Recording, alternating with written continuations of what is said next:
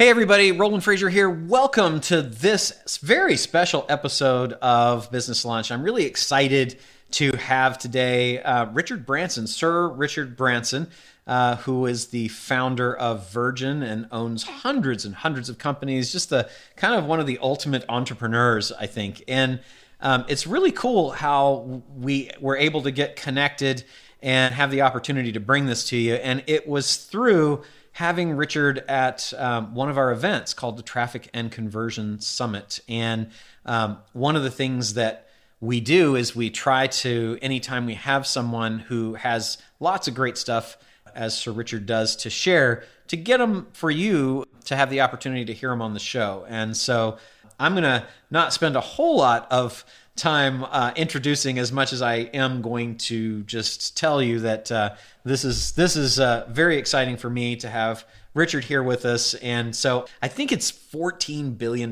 businesses or so that he's got right now. So I'm going to let you read all about his extensive background in business.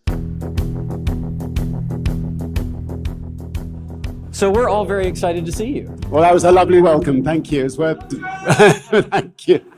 Let's jump right in and start.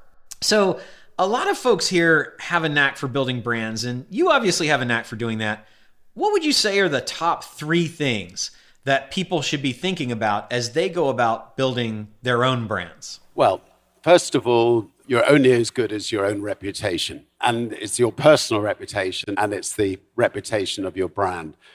So you've got to zealously protect your reputation and not get tempted to do anything that could possibly, you could read about the next morning and feel, uncomfortable about reading about it in the newspapers. So I think, the Virgin brand has survived 50 years. By and large, I think we've got it right. And, we know we can sleep well at nights, and we have people who are in each company making sure that, the way they deal with the customers, is great, that we treat people fairly, that we don't overcharge. All these sort of factors are really important. So you have your brand, and then obviously your people. People. It's interesting that you've intentionally reached outside of the industry to find just good people. Could you comment on that a little? Because I know that that's one of the keys. Yeah, I mean, when we started an airline, we did not want to bring in a whole lot of airline people to run our airline. I mean, yes, okay, in the cockpit, we quite like to have pilots that have flown before, you'd be pleased there. But apart from that, we wanted fresh faces with fresh ideas. And that's what we do with any new company we do. We get a big blank sheet of paper and we think, right, how can we make this company different and far more appealing than any other company that's gone before us?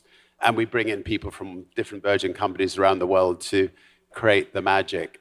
And I think, we do look after our people well. At Virgin, in our offices in London and in New York, if people want to take holidays for 2 months and they'll still get paid, they can do it. Was it your daughter that suggested that you implement the program where you do that? Yeah, my daughter just rang me one day and said, I think you should be brave and just say, treat people as adults. If they want to work at home, let them work at home. If they want to go part-time, let them go part-time. If they want to take a sabbatical, let them take a sabbatical. If they want to take a week off, any time through the year or a month off or 2 months off, let them do it. If you treat them like that, they'll perform even better at the times that they're at work. And it's turned out that way. Your personal brand has been undeniably helpful in helping the Virgin brand. And one of the challenges I think a lot of folks have is that they only have a personal brand or they only have a corporate brand. How do you believe that your personal brand has helped Virgin? And how have you kept one from overshadowing the other?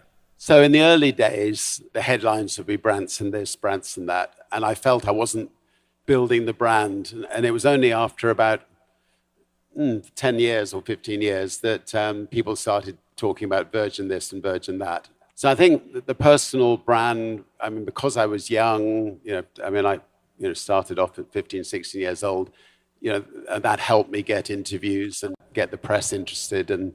But now I think, the Virgin brand is well established around the world. And if I get run over, I think the Virgin brand can way outlive me and continue in the future. Makes sense. So I think one of the things that we all want to think about is how can we create both a personal and a business brand, and how can they support each other? And I look at a lot of folks that have done this successfully. Obviously, Elon Musk is his own personal brand, and yet he uses that to prop up Tesla and SpaceX. And you look at Richard Branson with Virgin, you look at Sarah Blakely with Spanx, Warren Buffett with Berkshire Hathaway, all of these people, Steve Jobs, back when he was the kind of the heart and soul of Apple, all of them were personal brand people who used their personal brand, which a lot of them obviously came from the business themselves. They didn't start with the personal brand. But if you've got a personal brand like them, you can really use it to point your traffic, your followers, the people that like you towards whatever business you've got. So I think that it's really becoming more and more important to have a personal brand that's separate from the corporate brand, but to use that to prop up the corporate brand. And nobody does that, I think, as well as Richard Branson does. He literally puts his life on the line doing all kinds of crazy stunts to help promote his brands. And people who like him and his personality are drawn to the personal brands. And his personality has bled into the personality of Virgin. But at the same time, Virgin has its own brand. It has its own value, independent of Richard Branson. And when Sir Richard Branson's no longer there or doesn't want to be a part of that company anymore, that personality that he's built in Virgin will continue on. One of the big things that we do at our scalable companies to help our companies have brands of their own is to build this thing called a character diamond. And my business partner, Ryan Dice, if you Google character diamond, and we'll put some resources on the site as well at Business Lunch, but there's a 4-point process that we use to create these personalities of the companies we have. And so if you do that so that your company has a personality and it's not all you, if it's all you, then like if it was just Steve Jobs, then Apple would not have any independent value. If it was just Warren Buffett as an investment advisor guy, then Berkshire Hathaway wouldn't have an independent value like it does, right? And I've seen this happen a lot where people create a personal brand and that personal brand is their business brand. You can't sell that. You have a really hard time separating the two. And if you aren't tied with it forever, then the value can go completely away or significantly diminish. So as you're going forward, listen to the examples that you get from somebody like Sir Richard Branson or some of these other people, and watch how they're building personal brands at the same time they're building the business brand, and be sure that you focus on building both of those. So one of the things that we were very sad about when Virgin America went away as an airline here in the States, So was I. was that customer experience, the customer experience that Virgin is really well known for, is very special and very unique, and it's always good. What is your process for designing the customer experience, how the customer actually experiences your product, and the customer journey when you're looking at how the journey of the customer across the buying and consumption experience is going to be? What's the process for doing that? Let's go back forward to 13 years when we started Virgin America. We wanted to bring in an airline into the States that, you know, when people walked on it, they would go, wow, this is just fantastic. And we wanted to create the kind of airline that children would get really upset with their parents if they weren't flying on Virgin, because, you know, the entertainment system, for instance, would be much better. And we wanted to create a kind of airline where everybody working there absolutely loved everything about it, and therefore they had a smile on their face all the time. I know partnerships have been very big in your life with Singapore Airlines and several others. What makes a good partner, and what do you think that you look for? Partnerships are so important in life. Obviously, if you're lucky enough to find a lady you love or a man you love and you stay together throughout your life, it's an absolute joy if it works. It's a joy for your children. It's just wonderful. But partnerships in business can be equally magical. And I think you've got to do the sort of give and take, and you've got to sometimes be, overly generous to your partner to make sure that it works. But no, I mean, we've been very lucky. We've had some great partnerships, and we'll continue to have partnerships in new ventures that we do. Sir Richard Branson talks about how it's important in life to have partnerships and in business, and how they can be equally magical. And the truth is that good partnerships are ones that are built on the two parties getting together with complementary skills. And so I think when you're going into business with somebody, or you're thinking about partnering your business with someone else, you want to think about, how can the superpowers that I've got, the things that I'm really good at, or the things that my business is really good at, how can that best complement someone else who maybe is lacking in those areas? So when you're thinking about how you're going to create business partnerships, I like to go through the exercise of first identifying what are the superpowers that you or your business have, right? What are the things, like the top 7 things that you're really, really good at, or that your business is good at? Maybe it's lead generation, maybe it's conversions, maybe it's analytics, maybe it's product creation, maybe it's customer service. It could be anything. Maybe it's getting publicity, right? Whatever that thing is that you're good at, then that list becomes your superpowers. And the next thing is to think about people who don't have the things that you or your business has as superpowers yet, that they're really, really good at, that they could really benefit from this. One of the best examples that I can think of in our businesses is that digital marketers very good at content marketing. And there's a software company now called Keep. It was called Infusionsoft when we first did our deal. And we're still doing this. We've been doing it for a long time, where they said, really, you guys are really great at content marketing. We're not. You've got a brand that can help generate leads, and we would like to get more people who want to demo our software. So we partnered with Infusionsoft and said, tell you what, we'll do the content marketing. So my business partner, Ryan Dice, recorded a bunch of things. We did a project together called Double Your Sales. And the content is all digital marketer and Ryan Dice content. And it's designed to talk about Infusionsoft and how you can double your sales with CRMs and that sort of thing. And so our partnership has lasted for a long time, and it will continue for a long time, because we're really good at content marketing. They're really good at software. We didn't sell software that is CRM software. They don't teach content marketing. And so each of our superpowers were able to come together, and we were able to both benefit by working together to advertise and have a budget that was generating people that would be customers for both of us. So that's a really good example. So when you're thinking about that, go through that exercise. What are my superpowers? What are my business's superpowers? Who are the people that are missing that, where there's a gap that I could literally just go in and take the thing I'm good at and help them be better? That is an ideal partner for you. So one of the things that we look at here is earned media or publicity, which you're obviously amazing at. And then we have paid media, where we're paying for advertising. Is there a way that you approach that? Like, is there an ideal mix of it, or how do you think about those two things?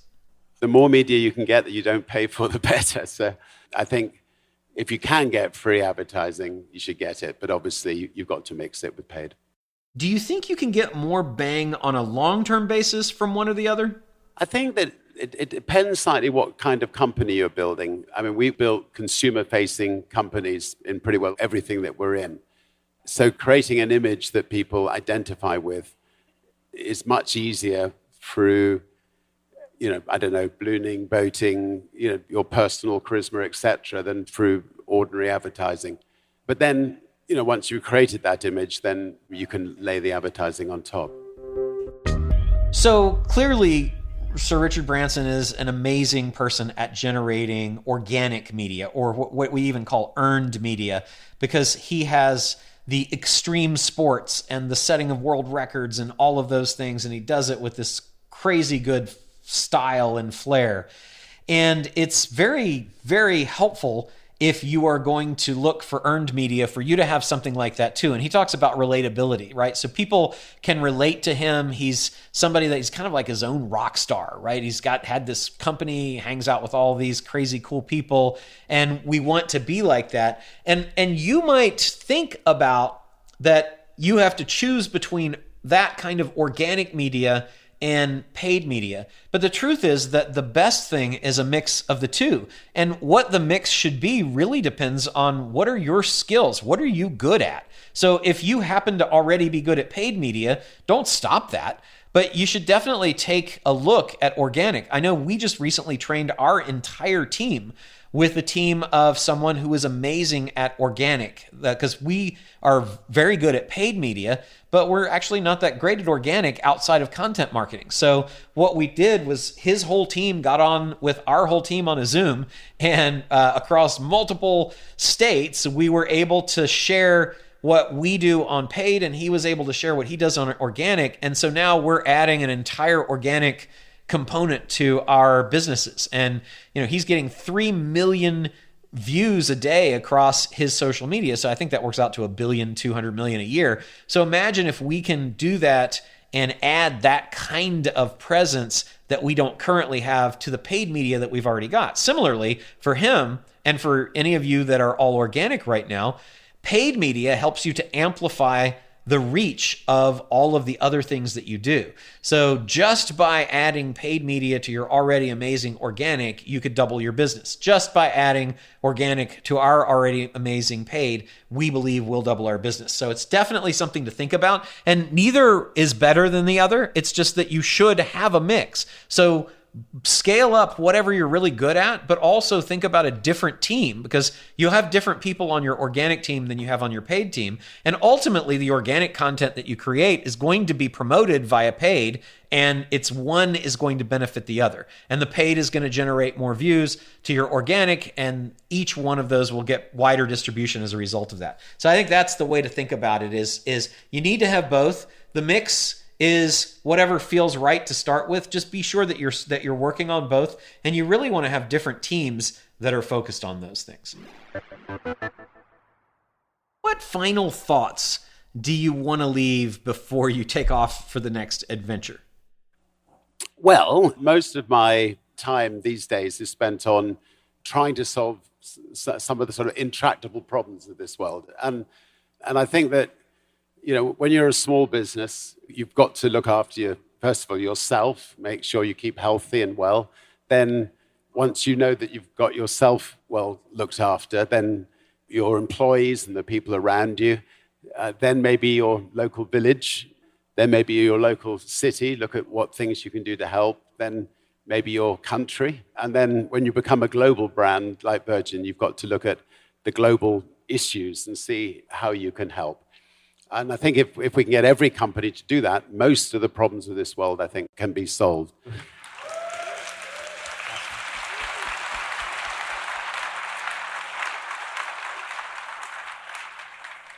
From all of us, thank you so much for all of the good that you do in the world, for inspiring us as entrepreneurs, for being on the Business Lunch podcast and at Trafficking Virgin Summit. Let's give Richard Branson a really big hand. Thank you. So one of the things that we get from listening to Richard Branson's conversations about thinking about yourself as bigger than your business is really something that that you want to think about more and more. There's a whole movement right now towards being environmentally friendly, and it's called ESG. And environment, the E is environmental. You want to think about how can we be good to the environment. The S is social. What is the social good that our business is doing? And he talks about how he's helped people in Africa with, he has a safari lodge in South Africa, and he has helped the entrepreneurs or the people who were working there to start their own businesses as an entrepreneurial centers, built like hospitals and all this other crazy stuff. So he's really having a social impact. And if you think about the success of companies that have taken up social causes and how that has helped them through Starbucks does it with their fair trade stuff, and North Face, I think it was, or no, not North Face, the Patagonia, thank you. Patagonia has done it with putting on their site the sources of all of the independent producers throughout the world that provide their things. And you can dig down into the granularity of the individual suppliers, and they're really looking for something that is holistically better for the world. And then the last part of ESG is governance. G is governance. And that is that the companies aren't running amok without some supervision from an independent outside board of directors that is guiding them to do the right things and kind of holding them accountable for that. So I think that what you heard Richard talking about with respect to what he's doing is something that we can all take and think about in each of these areas in terms of how can we do something that's going to be better to the environment? How can we be socially responsible? How can we as business people have the right governance that will keep us on the right track? That's really what that's about. And really happy to have had the opportunity to have this time together with Sir Richard and to get to just kind of take a look in the mind of this brilliant person who I've followed since I was a kid and who's had such an impact across so many different industries, from music to health and fitness to hotels and cruise lines. And very happy that you guys got the opportunity to spend some time with us here, and very happy and grateful to Sir Richard and his team for being available as well. Thank you all, and this concludes this episode of